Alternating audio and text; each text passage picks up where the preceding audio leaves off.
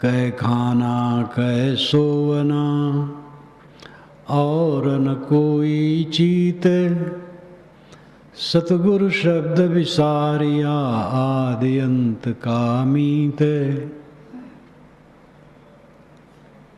आदमी खाना और सोना यही जीवन फल समझता है। धंधा करना, खा लेना, इंद्रियों का भोग कर लेना, कलह कर लेना, झगड़ा लड़ाई विवाद कर लेना, यही जीवन समझता है। जीवन कुछ और है। कमाना पड़ेगा क्योंकि खाना पड़ता है। इंद्रियों का भोग तो आदमी को निस्तेज बनाता है, उससे बचना चाहिए। लड़ाई झगड़ा करना अपनी शक्ति को छीन करना। विवाद से अपने को बचाना चाहिए। स्वयं विवाद न करे, स्वयं किसी को तकलीफ न दे, किसी को उद्वेगित न करे। कोई उद्वेगक हो तो उससे बचा के चले, हट जाए। कांटा आगे है, कांटादार झाड़ी है तो उसमें जूझे ना, रास्ता छोड़ दे, दूसरे रास्ते से निकल जाए। जानवर, आदमी, फरिश्ता, खुदा आदमी की भी है सैकड़ों किस्में।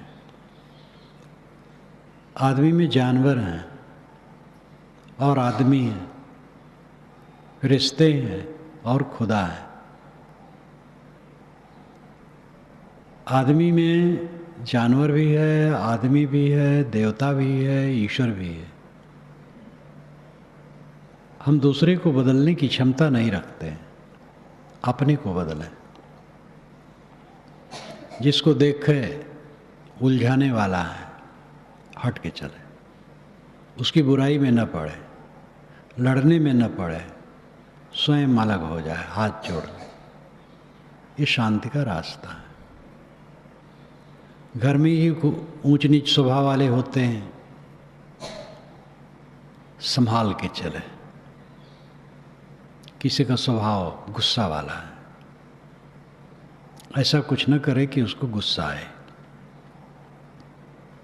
किसी के भी गुस्सा में कारण न बने। कोई कैसा है, कोई कैसा है, स्वभावों का अंतर, विचारों का अंतर, संस्कारों का अंतर, गुण कर्मों का अंतर, इसको मिटाया नहीं जा सकता है, अंतर रहेगा। उसमें जो दोष का अंश है उसको स्वयं को छीण करना पड़ेगा। स्वभावों में दोष होता है, उन दोषों को दृष्टा ही मिटा सकता है, दूसरा नहीं। दूसरा केवल राय दे सकता है। समता से, सहन से हट करके, चल करके शांति मिलेगी। लड़ करके नहीं, जूझ करके नहीं। खाना पीना शरीर रक्षण के लिए जरूरी है, लेकिन खाना पीना जीवन का लक्ष्य नहीं। क्यों खाया पिया जाए? खाया पिया इसलिए जाता है जिससे शरीर सुरक्षित रहे। ये अन्नमय कोश है, अन्न से जीवित रहता है, अन्न न हो तो ये मर जाएगा। इसलिए अन्न पानी देना है। अन्न पानी दे करके इसकी सुरक्षा रख करके करना क्या है?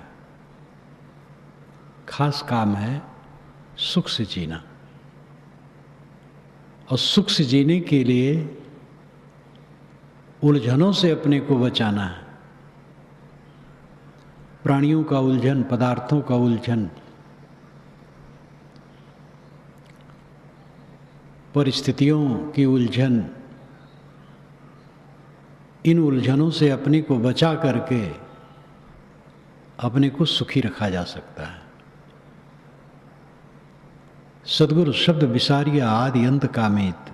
आदमी सदगुरु के शब्द को भूल गया, जो आदि अंत का मीत है। सब जगह गुरु ही प्रकाशक होता है, ज्ञानदाता होता है। सामान्य विद्या का बोध कोई गुरु कराता है, किसानी का बोध उस दिशा का गुरु कराता है, कारीगरी का बोध, संगीत का, गजा बाजा का, व्याकरण का, आत्मा का, सबका बोध कराने वाला कोई होता है, जो सीखा है, समझा है, प्रवीण है, उसमें चल रहा है। उसकी संगत करके उस विषय में ज्ञान हो सकता है। यहाँ आध्यात्मिक गुरु की बात है, क्योंकि ये विषय अध्यात्म का है। यहाँ वकालत की पढ़ाई नहीं होती है, डॉक्टरी की भी नहीं होती है, खेती की भी नहीं होती है, संगीत की भी नहीं होती है। यहाँ अध्यात्म की होती है। ये अध्यात्म विद्यालय है। सद्गुरु का जो आध्यात्मिक ज्ञान है उसको आदमी भूल गया। आध्यात्मिक का अर्थ है आत्मा संबंधी, अधि आत्मिक, अधिनाम आधार। आत्मा जिसका आधार है वो आध्यात्मिक है। शरीर, मन, इंद्रियां, इनका आधार आत्मा है। इसलिए शरीर, इंद्रिय, मन इत्यादि को अध्यात्म कहा जाता है। ये आध्यात्मिक आत्मा के बहुत सन्निकट है। इन्हें ही संभाल करके रखना आध्यात्मिक उन्नति है। ये दिन रात सोचो अपनी इंद्रियां सुबस कैसे रहे, मन सुबस कैसे रहे, मन में शांति कैसे रहे। एक सज्जन कल मिलने आए, कहा महाराज प्राण और मन से संबंध है। हम कहे संबंध क्यों नहीं है, लेकिन पूछना क्या चाहते हो। प्राण को रोक करके मन ज़्यादा रुकता है। हम कहे हाँ है। श्वास प्रश्वास की क्रिया करो, धीरे से सांस चढ़ाओ, फिर स्तंभित करो, फिर धीरे से छोड़ो, मन ठहरेगा। लेकिन ये कोई खास बात नहीं है। उन्होंने कहा कि मैं प्राणायाम करके मन ठहराता हूँ, तो ठहरता तो है, लेकिन पीछे वो प्रसन्नता नहीं रहती है जो आप कहते हैं कि समाधि के बाद प्रसन्नता होती है। मैंने कहा तो वो जड़ क्रिया है। प्राणायाम क्रिया जड़ क्रिया है, उसकी ज़रूरत है स्वास्थ्य के लिए। किंतु मल विक्षेप आवरणों को काट करके, विषयासक्ति और विकार राग द्वेष काट करके जो ध्यान अभ्यास होता है वो प्रसन्नता देता है। काम वासना से किसी का चित्त विह्वल हो और तुरंत कोई कहे कि तुम्हारा लड़का कुएं में गिर गया है, काम वासना उड़ जाएगी, भय सवार हो जाएगा। क्रोध की स्थिति में काम वासना नहीं रहेगी, काम वासना की स्थिति में क्रोध नहीं रहेगा। जीव के सामने एक वृत्ति रहती है, तो किसी भी वृत्ति को प्रबलता से लाने से मन स्तंभित होता है। किंतु वो साधना कोई बहुत दूरगामी नहीं है। सुंदर विचारों द्वारा जब मन के मैल कटते हैं, बोध द्वारा जब देहाभिमान गलता है, तब विचार जो स्थिर होते हैं वे प्रसन्नता देते हैं। इसलिए चलते फिरते हर अवस्था में अपने मन को देखो, मन क्या सोचता है। मन को ठीक करो, मन को रगड़ो, मन को माजो। मनुष्य के अंदर में जब विवेक दुर्बल रहता है तो भूत की स्मृतियों और भविष्य की कल्पनाओं में डूबा रहता है। ये खास दुर्बलता है इंसान की। जो कुछ हो गया है उसको याद करते रहना, और आगे तो कुछ हुआ नहीं है उसके लिए कल्पना करते रहना। होता है जो हो जाता है वो प्रिय होता है, कुछ अप्रिय होता है, कुछ सामान्य होता है। जो सामान्य होता है उसको भी याद करते रहने से समय बर्बादी के अलावा कुछ नहीं। उसमें खटक तो नहीं होती है लेकिन समय बर्बाद होता है। और प्रिय प्रिय घटनाएं हुई रहती हैं, वह खटकती हैं।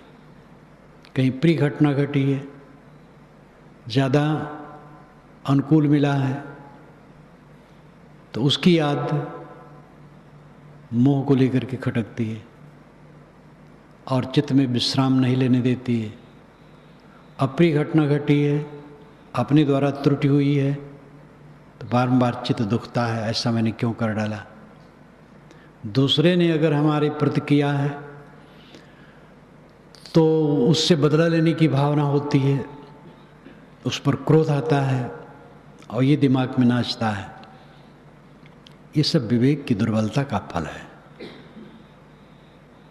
विवेक बलवान होता है तो सामान्य घटनाएं जो घटती हैं उसको भी याद नहीं किया जाता है,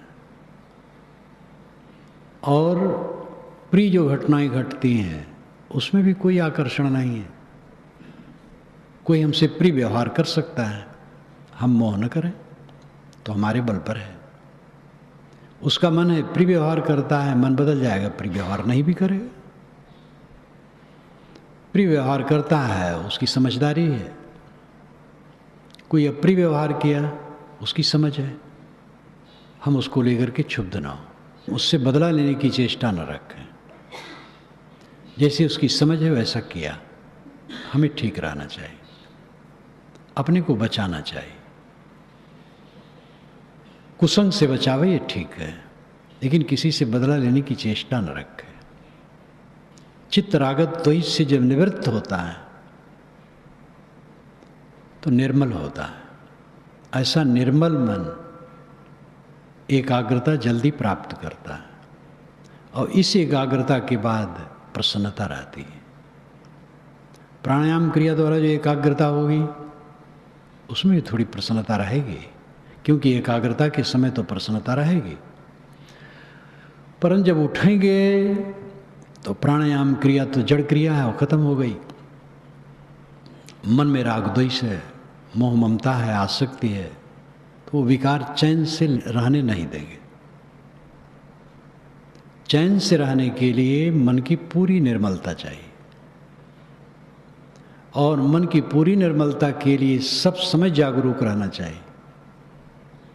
उठते बैठते चलते फिरते सब समय मन को देखे कि मन क्या करता है, और मन को संभाले। जो अपने मन को संभाल लिया वो जीवन को संभाल लिया। तो सद्गुरु का शब्द आध्यात्मिक उन्नति के लिए, अपने को संभालने के लिए, उसको भूल गए। केवल कमाते हैं, खाते हैं, इंद्रियों के उद्वेग में पड़े रहते हैं, कलह में पड़े रहते हैं, विवाद में पड़े रहते हैं। आछे दिन पाछे गए, गुरसू किया न हेत, अब पछतावा क्या करे, चिड़िया चुग गई खेत। अच्छे दिन पीछे खिसक गए, जवानी चली गई, बुढ़ापा आ गया, और गुरु से प्रेम नहीं किया। जो रास्ता दिखाने वाले हैं वहां श्रद्धा नहीं की। अब पछतावा क्या कहे, चिड़िया चुग गई खेत। चिड़िया खेत की फसल को चुन लिया, अब पीछे पछताने से क्या होगा। पहले जगना चाहिए। आधा पर्दा उबरे, चेत सके तो चेत, साहबी भी कहे। जो बीत गया सो बीत गया, आधा पर्दा उबरे। जो कुछ जीवन का अवसर है उसको लगा दे ठीक से। अगर पूर्ण रूप से अपने को हम नियोजित कर लें साधना में, बहुत जल्दी सफलता होगी। आदमी तो कपटी है, छली है, अहंकारी है, विकारी है, अपने मन इंद्रियों के कुचालों के पोषण में बहुत समझदार बनता है, बहुत चतुर बनता है, और वही उसको खाता है। निर्मल चित्त से शिशु बन करके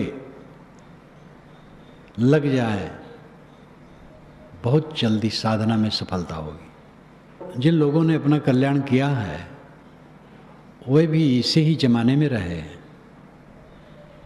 राग रहा है, द्वेष रहा है, कलह रहा है, विवाद रहा है, क्रूर व्यक्ति रहे हैं, तिकड़मबाज रहे हैं, षड्यंत्रकारी रहे हैं, उपद्रव करने वाले रहे हैं, गाली सामने खड़ा होकर के देने वाले रहे हैं। ये सब जमाने में रहा है और उन्हीं में रह करके विवेकवानों ने अपना काम किया। चाहे बुद्ध हो, चाहे ईसा हो, चाहे शंकराचार्य हो, चाहे कबीर हो, चाहे नानक हो, नाम कितना लिया जाए। जितने महापुरुषों ने अपना कल्याण किए तो बड़े बड़े नाम हैं, प्रसिद्ध नाम है, इसलिए प्रसिद्ध नाम लिया जाता है। ऐसे हैं जो प्रसिद्ध नहीं, गली वाले नहीं जानते हैं, लेकिन निर्मल है। ऐसे हैं जिनका वेश साधु का नहीं, लेकिन पूरे साधु। लेकिन उदाहरण दिया जाता है प्रसिद्ध का। इसे प्रसिद्ध का नाम लेने से ये ध्यान न होना चाहिए कि बड़ों का ही नाम लिया जाता है। छोटों को जानते ही नहीं तो क्या नाम लेंगे, और किसी को हम जानते हो, किसी से कहा वो क्या जानेगा। बड़ों का नाम इसीलिए लिया जाता है। इन सब के ज़माने में सारी परिस्थितियां रही और उन्होंने उसको जीत करके अपना काम किया। तथागत बुद्ध बैठे थे, बिड्डप जा रहा था सेना लेकर। भगवान आप ऐसे पेड़ के नीचे बैठे हैं जहाँ छाया नहीं है। उन्होंने कहा हाँ, परिवार वालों का पेड़ छाया रहित भी छाया है। सामयिक बात उन्होंने कही थी। बिड्डप शाक्य वंशियों की सामूहिक हत्या करने के लिए जा रहा था, चिढ़ गया था वो, तो सहम गया और लौट गया। जहाँ तक लिखा है उसके अनुसार मैं कहता हूँ। महात्मा बुद्ध को कुछ भनक हो गई थी, लेकिन महात्मा बुद्ध तो महात्मा थे, विचरने वाले, वो कहीं थे। और बिड्डप गया सेना लेकर, शाक्य वंशियों का वध किया, जो बुद्ध के वंश के लोग थे। जो कहे मैं शाक्य वंशी नहीं, उनको छोड़ा। लौटा, अचिरवती नदी के किनारे पड़ाव पड़ा। रात में इतनी जोर से बाढ़ आई कि सेना बह गई और बड़ी दुर्गति हुई। प्रसेनजित राजा बुद्ध के दर्शन के लिए श्रावस्ती में पहुंचा था। उसके साथ छोटी सी टुकड़ी थी सेना की। बुद्ध के पास बैठा था। जब वो उठा तो देखा सेना नहीं, कोई नहीं। उसको आश्चर्य हुआ, शंका हो गई। तुरंत उसको भनक पड़ा। बिड्डप ने, उसके पुत्र ने, सेनापति को मिला करके गद्दी हथिया लिया था। और प्रसेनजित तुरंत भागे, काशी होते हुए मगध गए, अजात शत्रु की शरण। लेकिन रात हो गई थी, फाटक बंद हो गया था नगर का। तो एक मुसाफिर खाने में पड़ा था, वही रात आ गई रात भर, और रात में ही शरीर छूट गया। जब अजात शत्रु सुना, देखा, आया तो राजशाही ढंग से उनका दाह कर्म करवाया।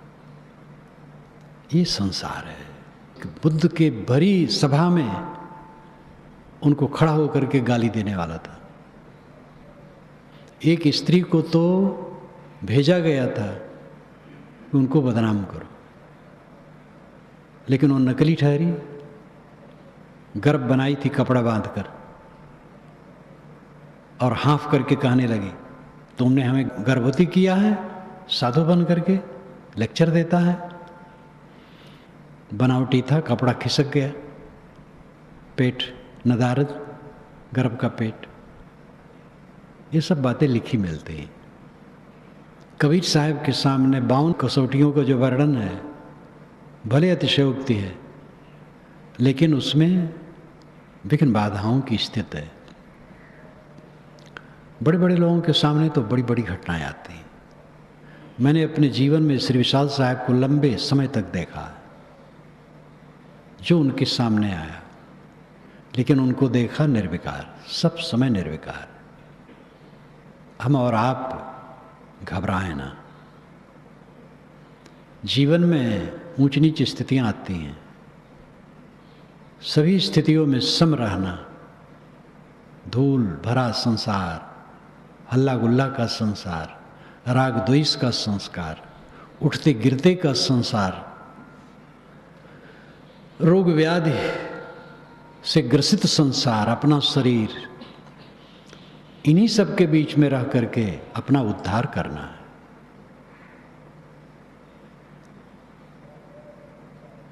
आज कहे मैं कल भजूं, काल कहे फिर काल, आज काल के करत ही अवसर जासी चाले।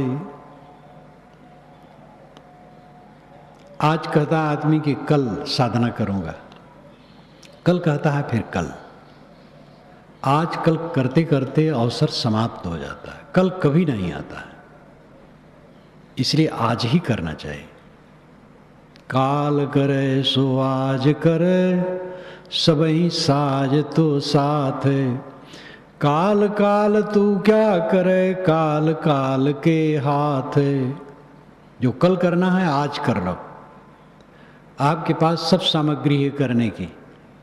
काल काल क्या करता है? काल तो काल के हाथ में, अगला क्षण कुछ पता नहीं क्या होगा। वर्तमान में अपने को जगा लो। वर्तमान अपने हाथ में है, भूत मरा है, भविष्य स्वप्न है, वर्तमान जागृत है और साथ में है। वर्तमान में अपने को संभालो। मनुष्य की मनुष्यता है अपने को दुखों से सर्वथा मुक्त करना। सबका उद्देश्य यही है, सबका, प्राणी मात्र का। लेकिन अन्य प्राणी अपने स्वभाव में बरतते हैं, वहां न सीख लग सकती है न कुछ हो सकता है। मनुष्य के लिए अवसर है, और मनुष्य ही सबसे ज्यादा दुखी है, क्योंकि इसका मन विकसित है, विकासशील और विकसित है, और इसका विकास होता है राग द्वेष की तरफ, कलह की तरफ, इसलिए जलता है। जब राग द्वेष से निवृत्त होकर के सरल चित्त होकर के जिया जाएगा, तब दुख से निवृत्ति होगी। सब समय दुखहीन रहना ये जीवन का चरमोत्कर्ष है, सबसे बड़ी ऊंचाई है। और हिंसा, असत्य, कटु, भोग वासना छोड़ने से होगा।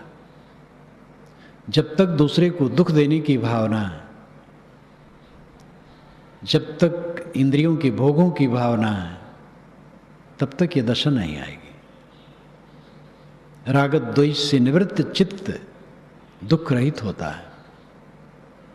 राग द्वेष निवृत्त हो जाने पर भी जो घटनाएं आती हैं अनुकूल प्रतिकूल, वो क्षोभ की कारण बनती हैं। उनमें अपने को संभालना है। ये भी जीवन भर लगा रहेगा। अनुकूल प्रतिकूल जीवन भर लगा रहता है। ऋषिकेश में जयदयाल गोविंद का बैठे थे, बोल रहे थे। गीता भवन वहाँ है। गीता भवन से दक्षिण तरफ हट करके कई आश्रमों को छोड़कर वहाँ जंगल था। अब पता नहीं बन गया है कि नहीं। और वहाँ पर वो चले जाते थे। बैसाख जेठ आषाढ़ 3 महीना वहाँ रहते थे। तो प्रवचन करने वहीं जाते थे। और गंगा में, सामने गंगा थी, वहीं बेल का पेड़ था। कभी कभी आ जाएं बेल पेड़ के नीचे, कहें सब लेट जाओ, अपना भी लेट जाए, बालू वालू थोड़ा ऊपर छोड़ लें और कहें कल्पना करो कि सब मर गए, हम लोग मर गए, शरीर छूट गया, शरीर बेकार हो गया। इस प्रकार की भावना करवाते थे। जयदयाल गोविंदका और हनुमान प्रसाद पोद्दार गृहस्थ संत थे, गृहस्थी में रहते हुए भी संत पुरुष थे। दोनों से मेरी मुलाकात और बातचीत हुई। एक बार उन्होंने ऋषिकेश मुझे बुलाया भी था, लेकिन मैं कहा मैं गुरु जी के पास रहता हूँ, स्वतंत्र नहीं घूमता हूँ, थोड़े काम के लिए गोरखपुर आया हूँ तो मैं आ नहीं पाऊँगा। तो बैठे बोल रहे थे, एक साधु आया सामने, विघ्न करने लगा, टोकने लगा, जो आप कहते हैं गलत कहते हैं। तो वह चुप हो गए, कहे आप बोलिए। और वो क्या बोले, वो तो उद्दंड था, बिगाड़ने वाला। तब लोगों ने उसको पकड़ करके अलग किया। निरपराध आकर के वो विघ्न कर रहा था। ये तो घटना याद आई तो कहा ऐसे ही है। अब उस आदमी से उनका कुछ मतलब नहीं था, अपना कह रहे थे, उसको नहीं प्रिय लगता, उठ जाना चाहिए। भरी सभा में आकर के कहा आप गलत बोलते हैं, ये गलत है। तो कहे तो आप ही बोलिए। वो तो संत हृदय थे, लड़ते नहीं थे। सब जमाने में ये रहा है, रहेगा, घटनाएं प्रिय प्रिय आएंगी। आप अपने को संभालना है, अपना गलती न करो, अपना मुख से अन्यथा न कहो, और मन से अन्यथा न सोचो, इंद्रियों से अन्यथा न करो। काल करे सो आज करे, आज करे सो अब, पल में परलय होएगी, बहुरी करेगा कब। कल करना है आज कर लो, आज करना है अब कर लो, पल में प्रलय हो जाएगा, फिर कब करोगे। विश्वास नहीं होता है, लगता है ऐसे रहेंगे। हमारे अनेक साथी बराती चले गए। जब हम पढ़ते थे उस काल में विद्यार्थी लोग चले गए, पढ़ते पढ़ते चले गए। जब जवान हुए तब के कई लोग चले गए, परिपक्व अवस्था में आए तब के कई साथी चले गए। सब समय जा रहे हैं, अपना भी नंबर उसी क्रम में है, वही होना है। इसलिए अपने कल्याण का काम करने के लिए हमें तत्पर होना चाहिए। और इसके लिए ज़रूरी नहीं है कि आप अलग थलग बैठ जाएं तब होगा। अलग थलग बैठने से नहीं होगा, मन आपको और उलझाएगा। अच्छे काम में लगाओ अपने को, क्रियाशील लो, लेकिन कुछ समय अलग बैठो और आत्मशोधन करो कि कितने विकार घटे हैं, कितने सद्गुण बढ़े हैं। विकारों को घटाओ, सद्गुणों को बढ़ाओ, तब ये अवस्था आएगी, निर्मल अवस्था। और चित्त की निर्मलता सबसे बड़ी उपलब्धि है। निर्मल चित्त में ही स्थिर सुख है, स्थिर शांति है।